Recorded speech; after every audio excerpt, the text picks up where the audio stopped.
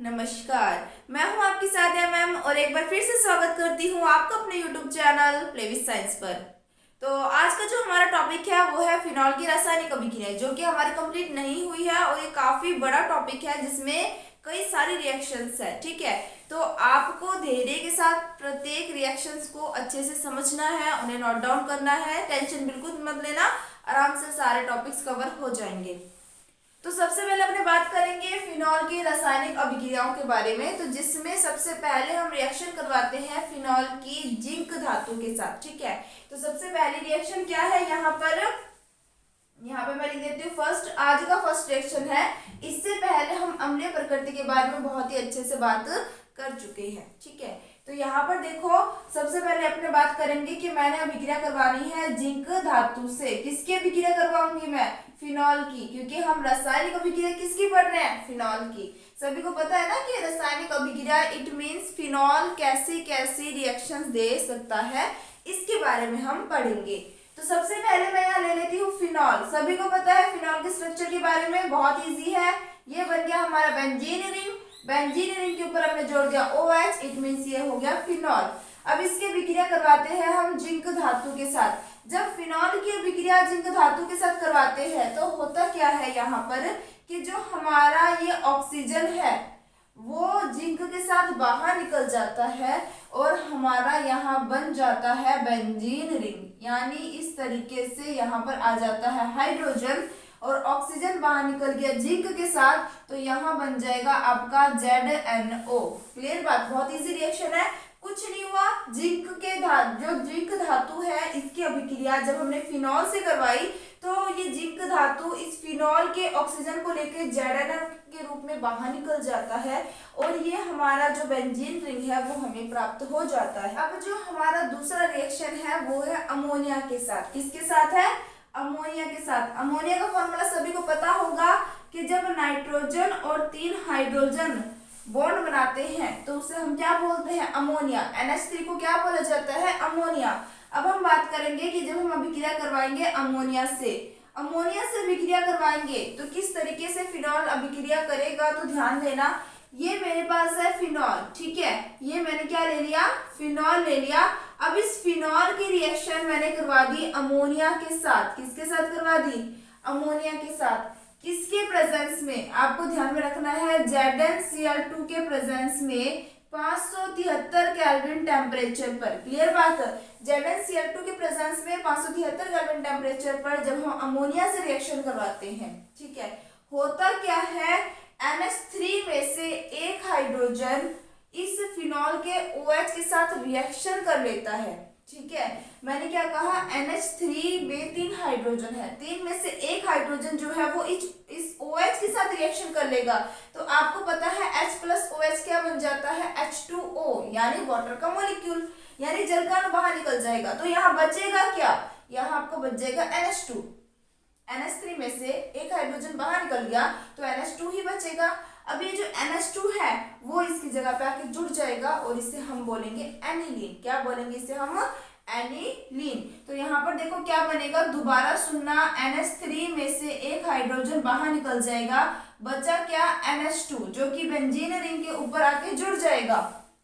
अब जो यहाँ से एक हाइड्रोजन है वो इस OH के साथ बाहर निकल जाएगा, किसकी फॉर्म में? वाटर की फॉर्म में। इसे कहा जाता है एनिलीन। जब बेंजीन रिंग के ऊपर NH2 आता है इसे बोला जाता है एनिलीन। क्लियर होगी बात? यानी अगर एग्जाम में आपसे पूछ लिया जाए कि फिनॉल से एनिलीन का निर्माण कीजिए तो आपको ये रिएक्शन आनी चाहिए। क्लियर होगी बात? अब हम जो थर्ड रिएक्शन की बात कर रहे हैं या फिर जो हमारा नेक्स्ट पॉइंट है वो है ईथर का निर्माण। किसका निर्माण? ईथर का निर्माण। देखो इसके अंदर ये भी पूछ सकते हैं कि एनिलीन का निर्माण। इस तरीके से मैं लिख देती हूँ एनिलीन का निर्माण, ठीक है, और इसमें आपको पूछ सकते हैं बेंजीन का निर्माण। तो आपको पता होना चाहिए कि हमने कौन सी रिएक्शन करवाई है और किस रिएक्शन से किस चीज का निर्माण हो रहा है। क्लियर बात? तो अब हम बात करेंगे ईथर का निर्माण। अब ईथर के निर्माण की अगर हम बात करते हैं तो यहाँ पर हम क्या लेते हैं? सबसे पहले हम फिनॉल लेंगे क्योंकि फिनॉल की रासायनिक अभिक्रिया पढ़ रहे हैं। तो मैंने यहाँ पर ले लिया फिनॉल। ठीक है। अब क्या होता है कि जो मेरे पास फिनॉल है इसकी रिएक्शन हम करवाते हैं सोडियम हाइड्रोक्साइड से। किससे करवाते हैं? सोडियम हाइड्रोक्साइड, जो कि एक क्षार होता है। ठीक है, सोडियम हाइड्रोक्साइड से इसकी रिएक्शन करवाते हैं एसीटोन के प्रेजेंस में। एसीटोन के प्रेजेंस में, देखो ये जो छोटी छोटी बातें हैं ना, ये याद रखना आप, काफी इंपॉर्टेंट है। एक चीज और आपको बताती हूँ, अगर ये चीजें याद नहीं रहती है ना तो मत लिख के आना, पर गलत मत लिखना। ठीक है, क्योंकि ये एक नेगेटिव पॉइंट रह जाता है बच्चों का कि गलत लिख के आ जाएंगे पर लिख के आएंगे। लेकिन एक चीज याद रखना, साइंस के अंदर एक्यूरेसी के नंबर मिलते हैं, कहानी लिखने के या कुछ भी बना के लिखने के नंबर नहीं मिलते। ठीक है, तो अब देखो यहाँ पर होता क्या है कि जब हम NaOH के साथ इसकी रिएक्शन करवाते हैं, होगा क्या यहाँ पर कि देखो, आपको पता है पीछे भी आपने सोडियम हाइड्रोक्साइड की रिएक्शन फिनॉल से करवाई है, तो थोड़ा सा आइडिया लग रहा होगा कि यहाँ पर आपका जो H है और यहाँ पर जो आपका OH है वो बाहर निकल जाएगा। किसकी फॉर्म में? वाटर की फॉर्म में, यानी जल के अणु के रूप में। अगर यहाँ से H और यहाँ से OH जल के रूप में बाहर निकल जाएगा तो बचा क्या? यहाँ पे Na बचा है, यहाँ पे O बचा है। तो जो ये O और ये Na बचा है, ये कहाँ आके जुड़ जाएंगे? ये जुड़ जाएंगे आपके बेंजीन रिंग के ऊपर, जिसे हम बोलते हैं सोडियम फिनॉक्साइड। देखो ये फेनिल है, ये ऑक्सीजन है, ये आपका सोडियम है, तो फेनिल प्लस ऑक्सीजन फिनॉक्साइड बनेगा। और यहाँ पे ये सोडियम है तो इसका पूरा नाम क्या हो जाएगा? Sodium phenoxide. ठीक है, तो हमने फिनॉल से फिलहाल सोडियम फिनॉक्साइड बना लिया है। अब ये जो सोडियम फिनॉक्साइड बना है, अब इसकी रिएक्शन हम करवाते हैं किसी भी एल्किल हैलाइड से। आप मेथिल आयोडाइड ले सकते हो, आप मेथिल क्लोराइड ले सकते हो, आप मेथिल ब्रोमाइड ले सकते हो। कहने का मतलब है कोई भी एल्किल हैलाइड आप ले सकते हो। ठीक है, मैं यहाँ पे ले लेती हूँ CH3I, जिसे अपने क्या बोलेंगे? Methyl iodide. ठीक है, जब हम इसकी रिएक्शन मेथिल आयोडाइड से करवाते हैं तो यहाँ पर होगा क्या? जो सोडियम है वो आयोडाइड के साथ रिएक्शन करके बाहर निकल जाएगा। सोडियम आयोडाइड के साथ रिएक्शन करके बाहर निकल जाएगा तो आपका क्या बन जाएगा? आपका बेंजीन रिंग के ऊपर आ जाएगा OCH3। क्या आ गया? OCH3। और बाहर क्या निकल गया? आपका NaI। क्या बाहर निकल गया? NaI। तो क्लियर होगी बात? ये हमारे पास बनता है मैथिल है यहाँ पर ये बेंजीन, जिसे अपने बोलेंगे फेनिल। ठीक है, तो मैथिल फेनिल ऑक्साइड या फिर कुछ भी इस तरीके से अपने बोल सकते हैं। ठीक है, और ये हमारा बाहर जा चुका है सोडियम आयोडाइड। तो ये था ईथर का निर्माण। इस तरीके से हम ईथर का निर्माण कर सकते हैं। बेसिकली ईथर का फॉर्मूला क्या होता है? ROR, यही होता है ना। तो यहाँ पर भी क्या बन रहा है आपका? बेंजीन रिंग भी एक प्रकार का एल्किल ही है, और ये भी आपका CH3 जो है वो भी एल्किल ही है, और ये आपका O आ गया। तो इस तरीके से ये भी ईथर ही बन गया। तो यहाँ हमने किसकी फॉर्मेशन कर दी है? ईथर की फॉर्मेशन कर दी है। क्लियर होगी बात? अब हमारा जो 4th नंबर पॉइंट है वो है PCl5 से रिएक्शन। PCl5 यानी अपने इसको बोलेंगे फास्फोरस पेंटाक्लोराइड से अभिक्रिया। देखो, फास्फोरस पेंटाक्लोराइड से अभिक्रिया करेंगे तो आपको बंध कैसे तोड़ना है, किस तरीके से आपको लिखना है। देखो, सबसे पहले मैंने ले लिया फिनॉल। फिनॉल का फॉर्मूला मैं ऐसे लिख दूं C6H5OH। ये मेरे पास फिनॉल ही है।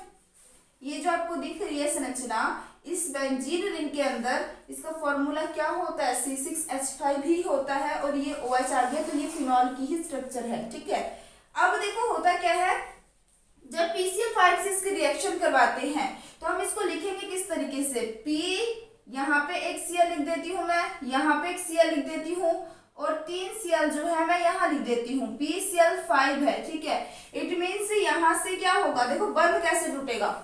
PCl5 को मैंने खोल के लिख दिया है। बंध कहाँ से टूटेगा? एक बंध टूटेगा आपका यहाँ से, एक बंध टूटेगा आपका यहाँ से। तो बना क्या क्या? ध्यान से देखना। एक तो बन गया C6H5Cl, यानी अपने बोल सकते हैं आपका क्लोरोबेंजीन बना है, C6H5Cl। एक बन गया आपका HCl। क्या बन गया आपका? HCl, जिसे हम बोलेंगे हाइड्रोक्लोरिक अम्ल। और एक बन गया POCl3। क्या बन गया? POCl3। ठीक है, तो ये भी आपके एक कंपाउंड इस तरीके से बन जाता है। क्लियर होगी बात। आई थिंक ये समझ आ गया होगा, बहुत इजी रिएक्शन है। तो ये PCl5 वाला तो बहुत ही टाइम से पढ़ते आ रहे हैं, PCl3 PCl5 वाला, सबसे ज्यादा PCl5 से आपने रिएक्शनें देखी हैं। तो यहाँ तक आपको समझ आ गया होगा। अब इसके बाद जो हमारा नेक्स्ट रिएक्शन है एस्टरीकरण, ठीक है। तो यानी हमें यहाँ पे एस्टर का निर्माण करना है। एस्टर का निर्माण करने से पहले आपको ये पता होना चाहिए कि एस्टर का फॉर्मूला क्या होता है। देखो यहाँ पे लिख देती हूँ मैं सबसे पहले। अब जो हमारा टॉपिक है, यानी यहाँ पे 5th पॉइंट चल रहा है, ये है आपका एस्टरीकरण। और एस्टरीकरण का जो फॉर्मूला होता है वो आपको ध्यान में रखा, RC डबल बॉन्ड OOR, ठीक है। ये हो जाएगा हमारे एस्टर का फॉर्मूला। अब एस्टरीकरण करेंगे तो हम यहाँ पे देखेंगे कि अल्कोहल की रिएक्शन जब हम अलग अलग कंपाउंड से कराएंगे तो किस तरीके से एस्टर का निर्माण होगा। सबसे पहले यहाँ पे मैं लूंगी कार्बोक्सिलिक अम्ल, उसके बाद लूंगी एनहाइड्राइड, और सबसे आखिर में मैं लूंगी यहाँ पर क्लोराइड, ठीक है, अम्ल क्लोराइड जिसे हम बोलेंगे। तो देखो सबसे पहले मैंने यहाँ पे ले लिया अल्कोहल। अल्कोहल का फॉर्मूला सभी को पता है, OH है, लेकिन हम यहाँ पे किसकी रिएक्शन पढ़ रहे हैं, फिनॉल की ना। तो फिनॉल की यहाँ पर अपने रिएक्शन पढ़ रहे हैं, तो मैं यहाँ पे ले लेती हूँ फिनॉल। ये है मेरे पास फिनॉल, मैं लिख देती हूँ इस तरीके से C6H5OH। ये हो गया मेरे पास फिनॉल का फॉर्मूला, ठीक है। अब हम अभिक्रिया करवाते हैं इसके कार्बोक्सिलिक अम्ल के साथ। सभी को ध्यान होगा कि कार्बोक्सिलिक अम्ल का फॉर्मूला होता है RCOOH, ठीक है। तो यहाँ पर इसका फॉर्मूला मैं लिख देती हूँ RCOOH। देखो अगर RCOOR हो जाए ना तो वो एस्टर बन जाता है, लेकिन यहाँ पर H है तो ये क्या है, कार्बोक्सिलिक अम्ल है। क्लियर है बात। अब देखो यहाँ पर होता क्या है, क्या की चीजें बाहर निकलती है और क्या की चीजें ऐड होती है। आपका C6H5OH है और RCOOR है, RCOOH, सॉरी मिस्टेक के लिए। तो यहाँ पर होगा क्या कि यहाँ से तो आपका जाता है OH, यहाँ से क्या बाहर निकल जाएगा OH, और यहाँ से क्या बाहर निकल जाएगा H। तो क्या क्या चीजें बाहर निकल रही है, दोबारा सुनना, यहाँ से निकलता है आपका H और यहाँ से बाहर निकलता है आपका OH। क्या बाहर निकल गया, जल का अणु बाहर निकल गया। सभी को समझ आता है। अब जल का अणु बाहर निकलता है, पहली बात तो आपका बनेगा क्या, ये रिवर्सिबल रिएक्शन है, यानी ये उत्क्रमणीय अभिक्रियाएं हैं। आपका क्या क्या बन गया, एक तो आप बाहर निकाल दो जल का अणु यानी H2O, ठीक है। और क्या बन गया यहाँ पर, देखो C6H5OCOOR, क्लियर बात। तो यहाँ पर आपको 2 ऑक्सीजन मिल गए, 1 कार्बन मिल गया और 2 एल्किल ग्रुप मिल गया, है ना। तो यहाँ बन जाएगा C6H5C डबल बॉन्ड OOR, ठीक है। इस तरीके से आपका ये कंपाउंड बन जाएगा, ठीक है। तो क्या क्या मिल गया, एक तो मिल गया आपको एस्टर और एक मिल गया आपको जल का अणु। तो इस तरीके से आपका क्या बन जाएगा, प्रथम रिएक्शन जो है वो हो जाएगा एस्टरीकरण में। पहली बार हमने लिया कार्बोक्सिलिक अम्ल, ये इसको मैं फर्स्ट लिख देती हूँ। अब सेकंड टाइम जो है वो मैं लेती हूँ यहाँ पर एनहाइड्राइड, ठीक है। तो एनहाइड्राइड का फॉर्मूला क्या होगा, सबसे पहले हम ले लेते हैं यहाँ पर फिनॉल। फिनॉल का फॉर्मूला सभी को याद हो गया होगा। अब हम बात करते हैं एनहाइड्राइड के बारे में। तो एनहाइड्राइड का फॉर्मूला क्या हो जाएगा, RC डबल बॉन्ड O, यहाँ पर भी O, यहाँ पर C, यहाँ पर डबल बॉन्ड O, यहाँ पर R। कहने का मतलब है इतना ग्रुप जो है वो 2 बार है और दोनों को बीच में ऑक्सीजन द्वारा जोड़ा जा रहा है। ये आपका एनहाइड्राइड का फॉर्मूला है। दोबारा देख लो एनहाइड्राइड का फॉर्मूला RCOOCOR, दोबारा सुनो RCOOCOR, क्लियर बात, इसमें कंफ्यूजन नहीं होनी चाहिए, ठीक है। अब इसकी बात करें तो ये भी रिवर्सिबल रिएक्शन है। अब इसमें बाहर क्या क्या निकलता है, ध्यान देना। यहाँ पर देखो, यहाँ पर से बाहर क्या निकलेगा, यहाँ ये जो आपका OH है इसमें से तो हाइड्रोजन बाहर निकल जाएगा, ठीक है। यहाँ से हाइड्रोजन जाएगा और यहाँ से क्या बाहर निकल जाएगा, इस तरीके से आप देख सकते हो बंद कहाँ कहाँ टूट रहा है। जैसे जैसे मैं आपको बताती जा रही हूँ आपको वो चीजें ध्यान में रखनी है।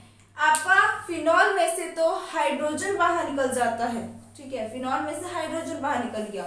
और जो आपका एनहाइड्राइड है, एनहाइड्राइड में से आपका RCOO निकल गया, ठीक है, यानी अपने बोल सकते हैं कार्बोक्सिलिक आयन बाहर निकल गया, ठीक है। तो यहाँ पर बंध जो है कहाँ कहाँ से टूट गई ये तो आपको पता लग गया, यहाँ से हाइड्रोजन गया, यहाँ से इतना सा हिस्सा बाहर निकल गया, दोनों आपस में जुड़ जाएंगे तो क्या बन जाएगा, देखना बन जाएगा RCOOH, RCOOH, क्लियर बात। और क्या बाहर निकल जाएगा, C6H5OCOR, C6H5C double bond OR, clear बात। अब इसको देखो, दोनों सेम है ना, बन गया ना एस्टर, यहाँ पे भी आपका एस्टर की फॉर्मेशन हो जाती है और यहाँ पर भी आपकी एस्टर की फॉर्मेशन हो जाती है। कहने का मतलब है आपने कार्बोक्सिलिक अम्ल लिया, अल्कोहल के साथ रिएक्शन करवाई तो भी आपका एस्टर बनता है, और अगर आप एनहाइड्राइड लेते हो और आप इसकी रिएक्शन करवाते हो अल्कोहल के साथ तो भी आपका एस्टर बनता है। मैं लिख देती हूँ एनहाइड्राइड, क्लियर बात। और यहाँ पर हमने क्या लिया था, तो यहाँ पर हमने लिया था कार्बोक्सिलिक अम्ल, क्या लिया था, कार्बोक्सिलिक एसिड या कार्बोक्सिलिक अम्ल। अब ये तो हो गया सेकंड रिएक्शन। अब हम बात करेंगे थर्ड रिएक्शन के बारे में, वो भी हमें एनहाइड्राइड ही देगा। तो थर्ड रिएक्शन में क्या है, यहाँ पर हम करवाते हैं फिनॉल की रिएक्शन, किससे करवाएंगे, अम्ल क्लोराइड से। इसका फॉर्मूला होगा RC डबल बॉन्ड OCl, इसे हम बोलते हैं अम्ल क्लोराइड। क्या बोलते हैं इसे अपने, अम्ल क्लोराइड। देखो जब इसकी रिएक्शन इसे करवाते हैं ना तो ये बहुत इजी है, यहाँ से जाएगा हाइड्रोजन, यहाँ से जाएगा क्लोरीन, क्या बाहर निकल जाएगा आपका HCl, यहाँ से जाएगा H, यहाँ से जाएगा Cl, HCl बाहर निकल गया, जो पीछे बचा वो आपस में जुड़ जाएगा। तो देखो किस तरीके से बंध बनाएगा, यहाँ पर ये भी रिएक्शन आपका क्या रहेगा, रिवर्सिबल ही रहेगा, यानी उत्क्रमणीय अभिक्रियाएं। आई थिंक उत्क्रमणीय अनुत्क्रमणीय अभिक्रियाएं आपको पता ही होगा, एक बार सुन लो। उत्क्रमणीय अभिक्रियाएं वे अभिक्रियाएं होती है जो दोनों दिशाओं में चलती है, यानी अगर हमने A से B बनाया तो हम दोबारा B से A बना सकते हैं। अनुत्क्रमणीय रिएक्शन है या आप बोल सकते हैं अनुत्क्रमणीय अभिक्रियाएं वे अभिक्रियाएं होती है जो केवल एक ही दिशा में चलती है, यानी अगर हमने A से B बनाया तो B से दोबारा A नहीं बना सकते। फॉर एग्जाम्पल मान लो आपके पास बर्फ है, अब बर्फ को अगर आपने हीट दिया यानी रूम टेम्परेचर पे भी रख देते हो तो वो बर्फ आपका चेंज हो जाता है पानी में, यानी A से बन गया B, और उसी पानी को दोबारा आप फ्रिज में रख देते हो तो वो दोबारा बन जाता है बर्फ, यानी B से दोबारा बन गया A। तो वो है उत्क्रमणीय अभिक्रिया जो दोनों दिशाओं में चले। लेकिन अनुत्क्रमणीय अभिक्रिया कौन कौन सी होती है, उत्क्रमणीय समझ आ गया होगा, अनुत्क्रमणीय अभिक्रिया कौन सी होती है जो दोनों दिशाओं में नहीं चले। कहने का मतलब है कि जैसे मान लो कोयला है, कोयला अगर आप जला देते हो यानी कार्बन की अभिक्रिया O2 से करवा रहे हो, ठीक है, कोयला यानी कार्बन जलाना बर्न करना यानी ऑक्सीजन से अभिक्रिया, ठीक है। तो जब हम कार्बन की अभिक्रिया O2 से करवा देंगे तो CO2 बन जाएगा, यानी कोयले को जला दोगे तो राख बन जाएगा। तो क्या उस राख से दोबारा आप वही ऑक्सीजन गैस या वही कोयला प्राप्त कर सकते हो, नहीं कर सकते। तो वो है आपकी अन्य उत्क्रमणीय अभिक्रियाएं जो केवल एक ही दिशा में चलती है, एक ही बार संपन्न होती है। बात क्लियर होगी। ये वाली अभिक्रियाएं जो है ना ये आपकी उत्क्रमणीय अभिक्रियाएं हैं, ठीक है, क्योंकि ये दोनों दिशाओं में संपन्न हो रही है, लेकिन ये वाली अभिक्रियाएं दोनों दिशाओं में संपन्न नहीं हो रही। समझ आ गई बात। तो यहाँ पर देखो क्या हो जाएगा, यहाँ पर आपका क्या क्या बनेगा, मैं लिख देती हूँ। इसे क्या बोलेंगे, अम्ल क्लोराइड, इसे अपने क्या बोलेंगे, अम्ल क्लोराइड। तो यहाँ पर क्या बन जाएगा, C6H5C O, यहां तक तो ये बाहर निकल गया, और ये क्या बच गया, O, यहां बन जाएगा R। क्लियर बात। तो क्या क्या चीजें बाहर निकली, देखो यहाँ पे RCO यहाँ से बना है C6H5O, यानी 2 ऑक्सीजन 1 कार्बन 1 R और 1 C6H5, ये बन गया। और बाहर क्या निकल जाएगा, यहाँ से H यहाँ से Cl, यानी आपका बाहर निकल जाएगा HCl। देख रहे हो ये और ये तीनों सेम है, यानी तीनों में एस्टर का निर्माण हो रहा है, इस कारण से इसे एस्टरीकरण कहा जाता है। क्लियर होगी बात। आई थिंक आपको ये समझ आ गया होगा, अगर नहीं आया तो मैं इसको रिपीट कर देती हूँ। देखो सबसे पहले हमने किसके साथ अभिक्रिया करवाई। देखो अभिक्रियाएं तो बहुत इस चैप्टर में, लेकिन आप ये मत समझो कि चैप्टर लेंथी जा रहा है, वीडियोस काफी सारे बन रहे हैं। आप ये देखो कि जितना हम कर रहे हैं उतना अच्छे से समझ आ रहा है नहीं है, क्योंकि मेरा मकसद है कि आप लोगों को अच्छे से समझ आए, ना कि यहाँ पे पढ़ा के बस जल्दी से सिलेबस खत्म कर दूं। जितना पढ़ो अच्छे से पढ़ो, ठीक है। अगर ज्ञान ले रहे हो तो ज्ञान को अच्छे से लो, पूरा लो, आधा अधूरा ज्ञान कोई काम का नहीं होता, ठीक है। तो कहने का मतलब है कि इसको मैं रिपीट कर देती हूँ, लेकिन जितना करवाऊंगी प्रॉमिस करो उतना आप अच्छे से प्रैक्टिस करके तैयार कर लोगे, ठीक है। तो देखो यहाँ पर सबसे पहले मैंने जिंक धातु से अभिक्रिया करवाई है, जिसमें हम निर्माण करते हैं बेंजीन का। हमारे पास फिनॉल है, फिनॉल की अभिक्रिया आपने जिंक से करवा दी, तो क्या हो जाएगा कि जो आपका जिंक है वो ऑक्सीजन के साथ बाहर निकल जाएगा और बन जाएगा आपका बेंजीन रिंग। नेक्स्ट हमारे पॉइंट में क्या होगा कि हमने अभिक्रिया करवाई है NH3 के साथ, यानी अमोनिया के साथ। अमोनिया के साथ जब हम फिनॉल की रिएक्शन करवाते हैं तो एनिलीन का निर्माण होता है। यहाँ पर क्या है, ये मेरे पास है फिनॉल, फिनॉल की अभिक्रिया करवा दी मैंने NH3 के साथ। यहाँ पर आपको 3 हाइड्रोजन दिखाई दे रहे हैं, 3 में से एक हाइड्रोजन तो OH के साथ वाटर के फॉर्म में बाहर निकल जाता है और बच जाता है आपका एनिलीन। और ये अभिक्रिया जो है वो आपकी ZnCl2 के प्रेजेंस में 573 केल्विन टेम्परेचर पर ही संपन्न होती है। नेक्स्ट है ईथर का निर्माण। देखो ईथर का फॉर्मूला आपको ध्यान होना चाहिए, ROR, ठीक है, ये होता है ईथर का फॉर्मूला।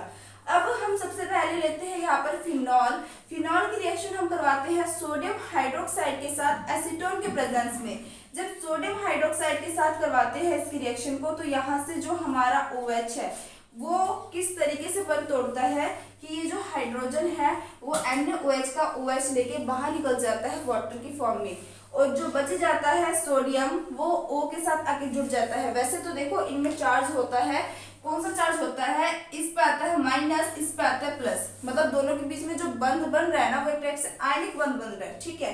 तो ये जो बंध है इस तरीके से बनता है। जब इसकी अभिक्रिया हम एल्किल हैलाइड से करवाते हैं, मैंने मेथिल आयोडाइड ले लिया, आप कुछ भी ले सकते हो, आप मेथिल की जगह एथिल ले सकते हो, प्रोपिल ले सकते हो, और आयोडाइड की जगह क्लोराइड ब्रोमाइड ले सकते हो अपनी इच्छा से, ठीक है। तो यहाँ पर कोई भी अपने को क्या लेना है, एल्किल हैलाइड, कहने का मतलब है RH लेना है।